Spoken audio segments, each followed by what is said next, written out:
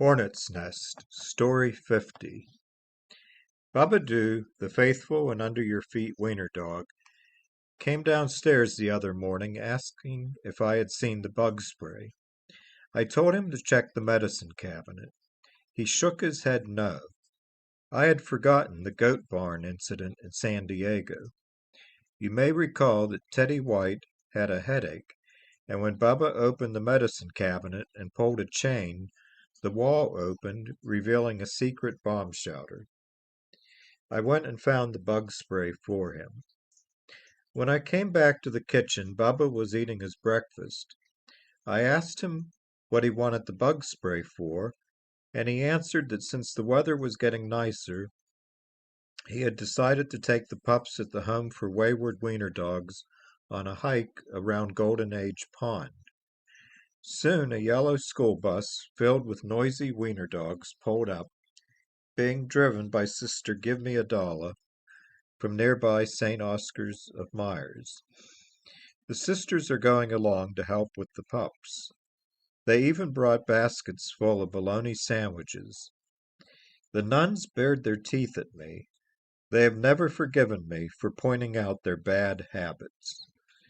I couldn't help but notice that Bubba was blushing when he got on the bus. Then I saw a few nuns had rulers tucked up their sleeves. I guess Bubba hasn't always been a good boy. I heard the school bus pull into the driveway a few days later. I saw that the pups were all asleep. When Bubba entered the house, he asked for a scotch, no ice.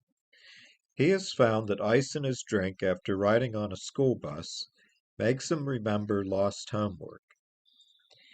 He proceeded to tell me about the trip. They had arrived at Golden Age Pond without incident. A pointer setter named Compass had been their guide. Bubba walked with Compass, followed by the pups and then the nuns. The pups were enjoying their trip away from the home for Wayward Wiener Dogs, and each found a stick they could carry. Compass pointed out various things the pups should avoid: poison ivy, hemlock, sumac, and a man with a fedora drinking Macallan scotch. Compass told Bubba he knew where a nearby cave was they could hide in. Bubba quietly growled for the pups to follow quickly and to be quiet. Soon they were safe inside the cave. The sisters spread blankets on the ground, and the pups started feasting on their bologna sandwiches.